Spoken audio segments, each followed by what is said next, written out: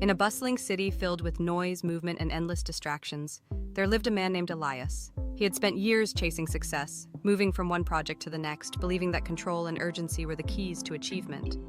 But no matter how hard he worked, he often found himself overwhelmed by stress, by anger, by the feeling that life was running faster than he could catch it. One day, after a particularly exhausting meeting, he sat alone in a quiet park, watching the wind gently sway the leaves. A thought struck him. What if peace, not control, was the secret to strength? As Elias began his journey to master emotional intelligence, he sought the wisdom of great minds. He came across the words of Mahatma Gandhi, who once said, "You may never know what results come of your actions, but if you do nothing, there will be no result." Elias realized that much of his stress came from obsessing over things beyond his control. He began practicing mindfulness, learning to observe his thoughts instead of reacting to them. The more he let go of what he couldn't change, the calmer he became. At work, Elias had often let frustration get the best of him. If a project failed, if a colleague disagreed, his emotions would rise quickly, clouding his judgment. But emotional intelligence taught him that true strength lies in responding, not reacting. He recalled the wisdom of Nelson Mandela, who said, "I never lose. I either win or learn." Instead of seeing challenges as personal defeats, Elias began viewing them as lessons. He learned to pause before speaking, to take a breath before reacting, and to listen before arguing. His transformation didn't go unnoticed. His colleagues saw a change, not just in his words, but in his presence. He no longer walked into rooms with tension in his shoulders. He carried himself with quiet confidence. When conflicts arose, he didn't rush to prove a point. Instead, he asked, "What can we learn from this?" This shift in mindset created a ripple effect, making even the most difficult conversations feel lighter. One evening, his best friend Daniel, who had always admired Elias's drive, asked him, "How do you stay so calm? You used to let everything get to you." Elias smiled and replied, "I've learned that emotions are like waves. You can't stop them, but you can choose which ones to surf."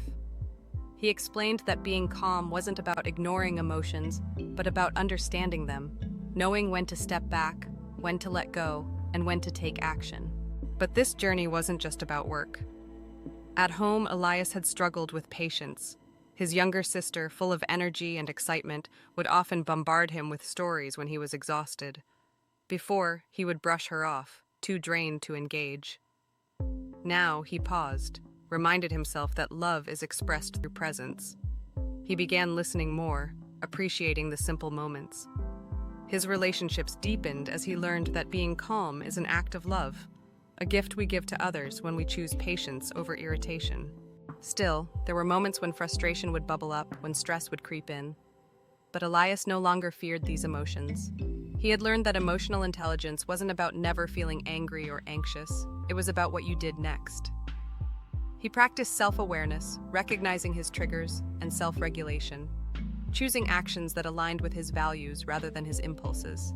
As he continued to grow, he noticed a deeper change within himself. He no longer saw life as a series of battles to win, but as a journey to experience. He learned to appreciate stillness, to find joy in quiet moments, and to understand that true power comes not from force, but from presence. His days felt lighter, his heart more open. One day, standing in front of a group of young leaders, Elias was asked, "What's the greatest lesson you've learned about success?" He thought for a moment and said, "That peace is not the absence of challenges, but the ability to remain steady in the middle of them.